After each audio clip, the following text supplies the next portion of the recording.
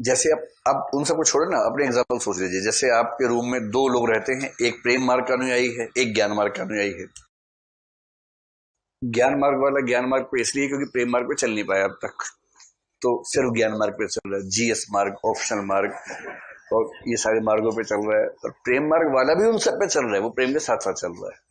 तो ये बार बार क्या बोलेगा, इस रास्ते पर चलिए, सिलेक्शन हो ही नहीं सकता, ये मिथ्या मार्ग है, झूठ है, लिख के दे रहा हूं स्टाम्प पेपर पे, जैसे उसके लिखने की वैल्यू हो।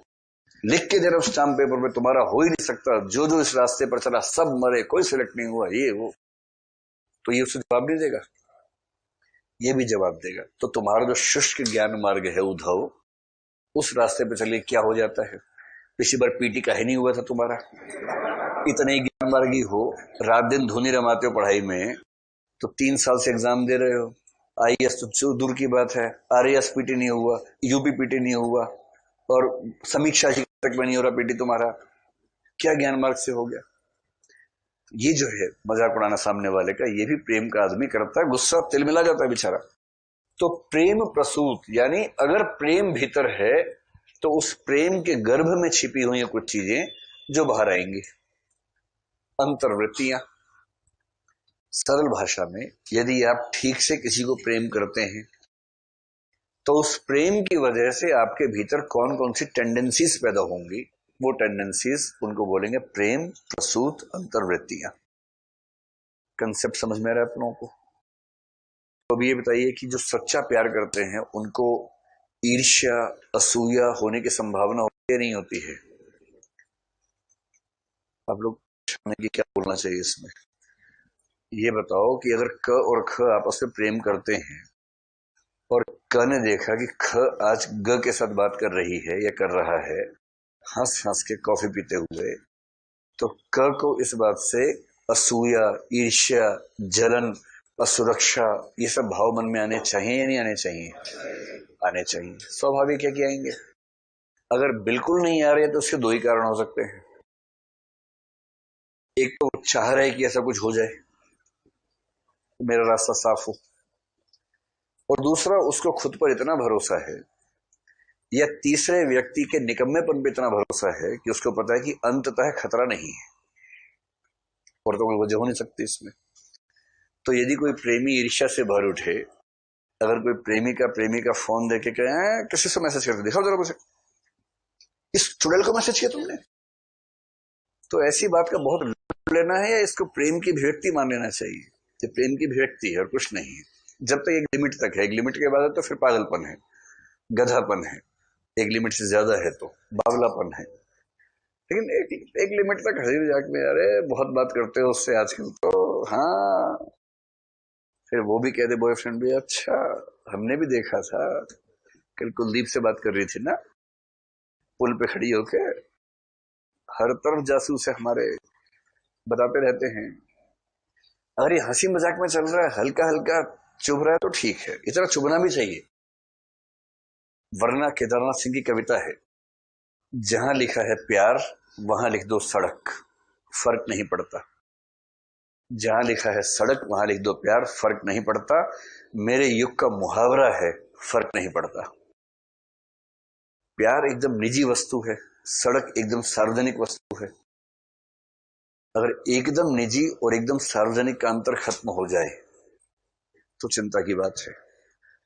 इसलिए अगर कोई कहे कि मुझे फर्क ही नहीं पड़ता कि तुम किस किस से बात करते हो, किस किस से बात करती हो, किसको मैसेज करते हो, किसको मैसेज नहीं करती हो, तो ये भी चिंता की बात है, क्योंकि ये व्यक्ति वैराग्य की स्थिति में आ गया है, बुरा है।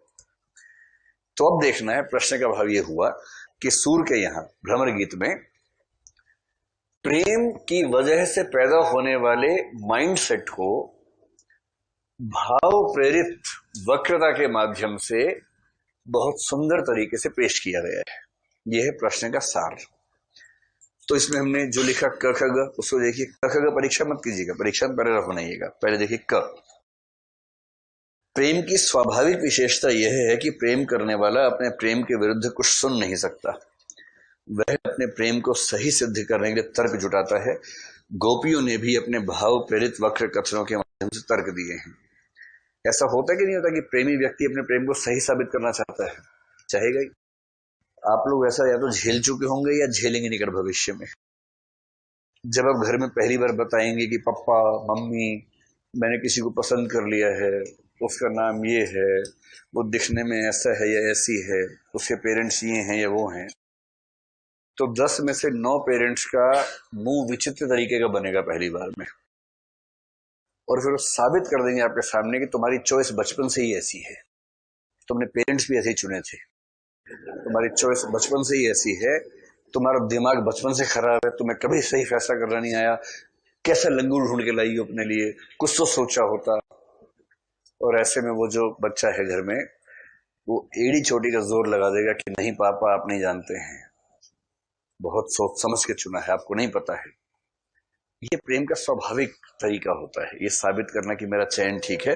तो ये बेचारी वही कह रही है, उर्मे माखन चोर गड़े अब कैसे हूं निकसती नहीं तिरछे भय जोड़े, कि हमारा प्रेम जो है बहुत पक्का है, हम उसको खारिज नहीं कर सकते। ऊधो मन न होए 10-20, एक हुतो सो गयो श्याम संग को अवराधईस। दूसरा, प्रेम करने वाला यदि अपने प्रेम को अपमानित होते हुए देखे तो उसे क्रोध आता है, उसकी युक्तियां कटु होने लगती हैं, कथनों में तिक्तता आने लगती है। यह तिक्तता साहित्य में उपालंभ कहलाती है। भाई प्रेम का अपमान कोई करे, आप किसी से टूट के प्रेम करें और आपका रूममेट आपका अपमान करे बात बात पे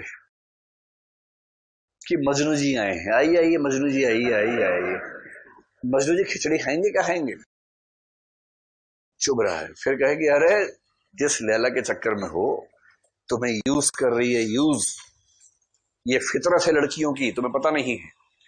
ऐसे रूममेट्स पाए जाते हैं हर रूम में, ये वो हैं जो अकेले घूम रहे हैं भी, इसलिए वो ऐसी बात करते हैं।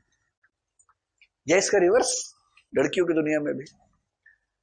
और जब आपके प्रेमी के विरुद्ध कोई अपमान की बात करे, अरे बहुत नीच आदमी है जिसको तुम्हारा बॉयफ्रेंड कहती हो ना, तो पता नहीं इतना नीच आदमी है, मतलब क्या तो उस समय आपको कैसा लगेगा? उस समय अच्छा लगेगा या खून खोल उठेगा? उस समय खून खोल उठेगा, क्योंकि गहरा प्रेम है ना, मजाक छोड़ना है।